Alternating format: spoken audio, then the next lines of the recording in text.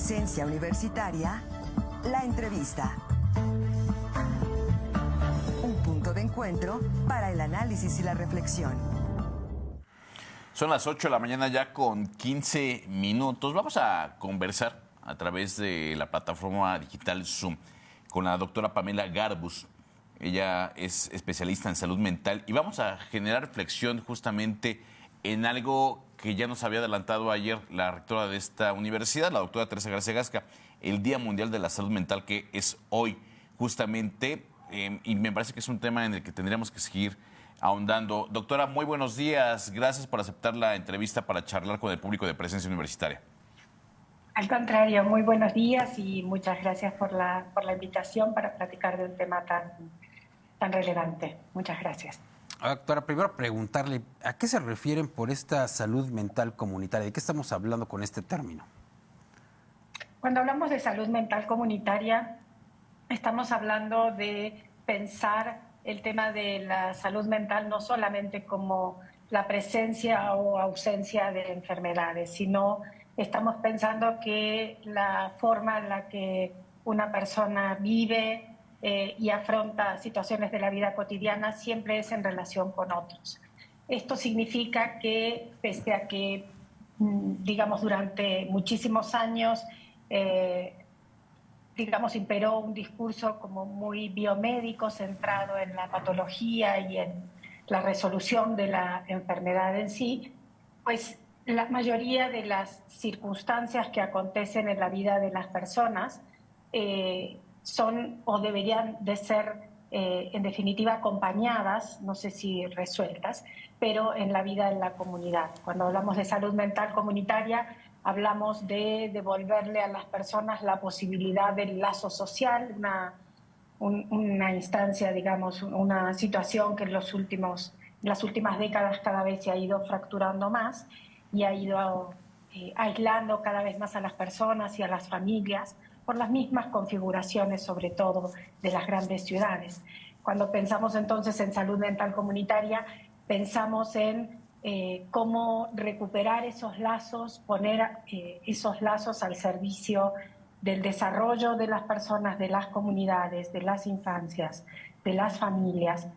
Y cuando pensamos en salud mental comunitaria desde una perspectiva, digamos, como una instancia más en la atención en salud mental, pues estamos pensando en la descentralización de los servicios de atención y estamos pensando en que la atención, incluso la especializada, también puede darse en esos espacios, sobre todo utilizar esos espacios para la promoción de la salud mental, para la prevención de la enfermedad o de las problemáticas y también para el acompañamiento de aquellas personas que viven con condiciones de salud mental crónica, que desde hace muchísimos años ya los organismos internacionales han demostrado que pueden, con el apoyo necesario, vivir la vida en la comunidad y recibir atención ambulatoria.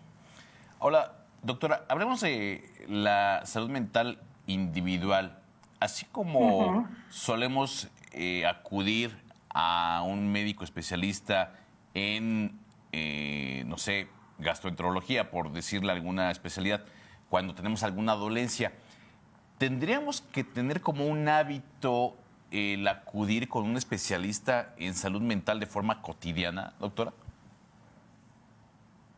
Pues cada vez que tengamos alguna situación que nos haga sentir que ya no podemos afrontarla con los recursos que afrontábamos otras situaciones en la vida, debiéramos de poder hacerlo.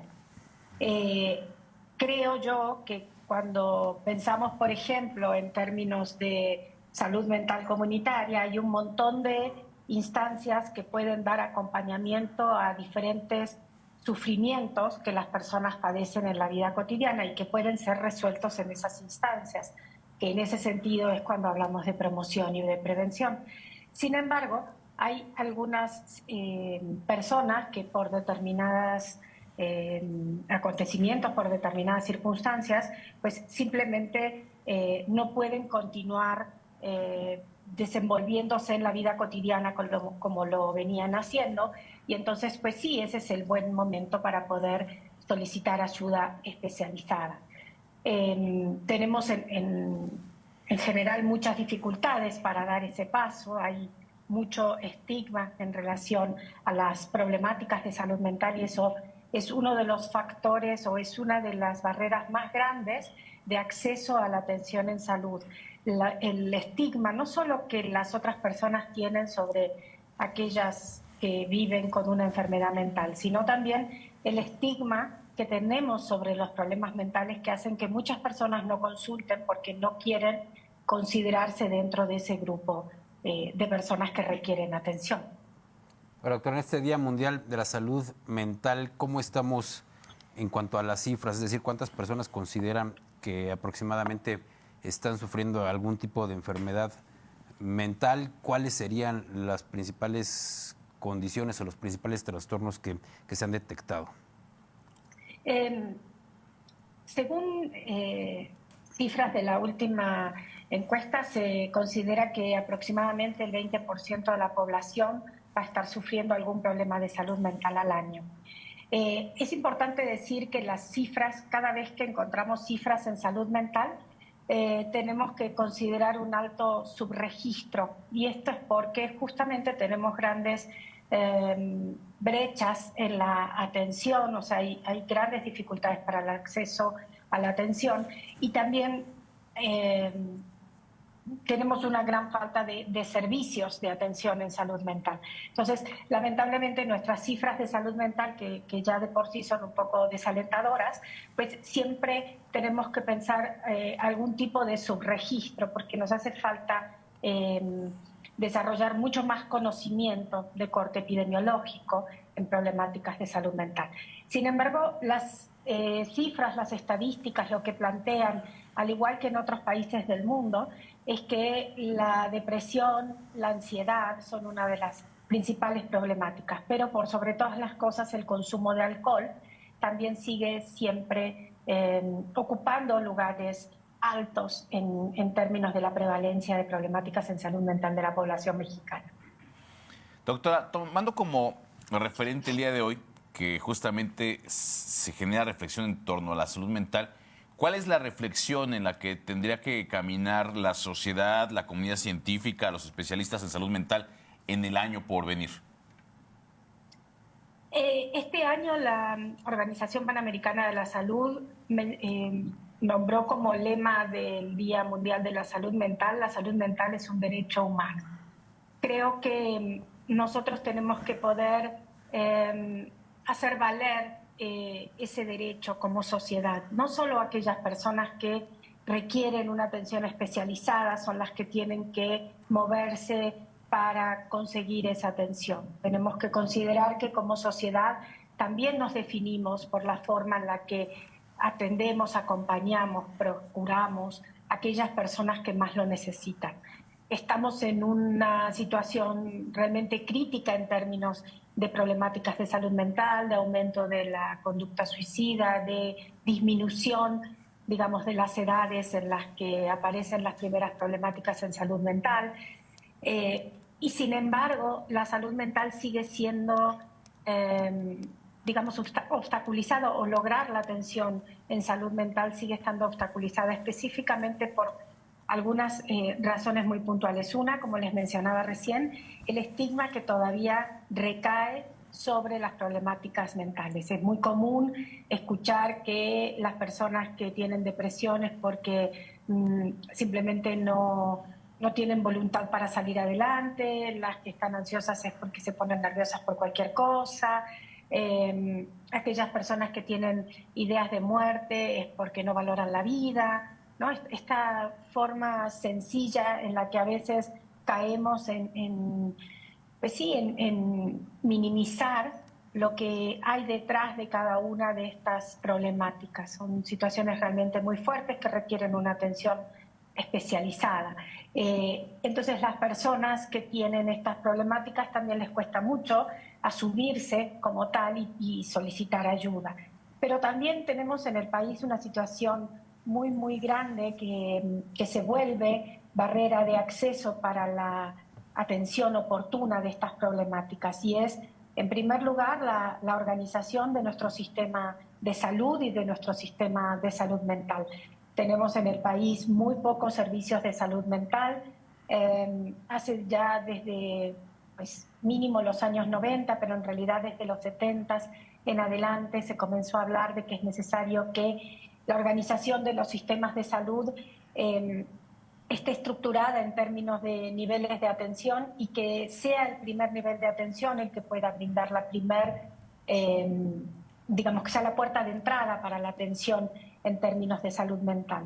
Sin embargo, seguimos pensando muchas veces que la única solución para dar respuesta a esta demanda tan grande de atención es la construcción de hospitales monovalentes de tipo psiquiátricos, cuando en realidad en el mundo hemos visto que eso tampoco resuelve la situación. Es necesario pensar que exista, o es necesario pedir políticas de salud mental, de salud pública, que impliquen la reorganización del sistema de atención en niveles, en donde se pueda trabajar fuertemente desde la prevención y la promoción de la salud mental. Pero el tercer factor más fuerte que tenemos para lograr una atención oportuna de la población que lo necesita, pero también de toda la población, tener el acceso hacia la promoción de la salud mental, está dada por las cuestiones presupuestarias. Pese a la reforma que hemos tenido en la ley de salud, que incorpora la necesidad de pensar a la salud mental como esencial, digamos, y como un elemento importante a ser resuelto en el sistema de salud general, pues el presupuesto que se destina a la salud mental dentro del presupuesto general de salud sigue siendo del 2%. Y de ese presupuesto que queda del 2% para la salud mental, más del 80% se destina para el sostenimiento de nuestros hospitales psiquiátricos. Situación que no estamos pensando que tengamos que desabastecerlos o dejar de brindar atención, pero sí es necesario empezar a pensar estos hospitales como instancias de resolución de crisis aguda y destinar gran parte del presupuesto o aumentar en gran parte el presupuesto para destinar recursos al primer nivel de atención. Si no, es el cuento de nunca acabar, ¿no? Seguimos pensando que la resolución de los problemas de salud mental es aumentar la cantidad de psicólogos y psiquiatras y hospitales psiquiátricos, y eso es una instancia, pues sí, muy importante, pero no suficiente. Tenemos que lograr una reestructura del sistema de atención y de repensar cuáles son las mejores estrategias para poder, pues sí, por un lado acompañar a las personas que tienen estas problemáticas, pero por otras acompañar a la sociedad, todas las comunidades, en el desarrollo de la vida cotidiana con acciones de promoción de la salud mental, no solo de la atención de la enfermedad. Doctora, se nos termina el tiempo. ¿Algún comentario final? Tenemos un par de minutitos. ¿Algún comentario final, una reflexión sobre este día, justamente Día Mundial de la Salud Mental? Pensando en las personas que necesitan ayuda y que no saben cómo acceder, yo diría que tomemos el día de hoy como reflexión para mirar a nuestro alrededor y pensar en cuántas de las personas que nos rodean pueden estar necesitando que seamos nosotros el puente hacia ese servicio o hacia esa atención. Entonces, ofrecernos también para ser puente para el acceso a la atención en salud mental. Digamos, hay que quitar el estigma, hay que poder hablar de esto, hay que poder hablar de las ideas de muerte, no hay que tenerle miedo a hablar de depresión, ansiedad, incluso de las ideas de muerte con las personas que más lo necesitan, y hay que ofrecerse para poder ser puente, red y acompañar a esa persona en la obtención de la atención especializada. Doctora, muchas gracias. Agradecemos enormemente su apertura para todo el público. Muchas gracias a la doctora Pamela Garbus, especialista en salud mental. Vamos a una pausa y volvemos con más.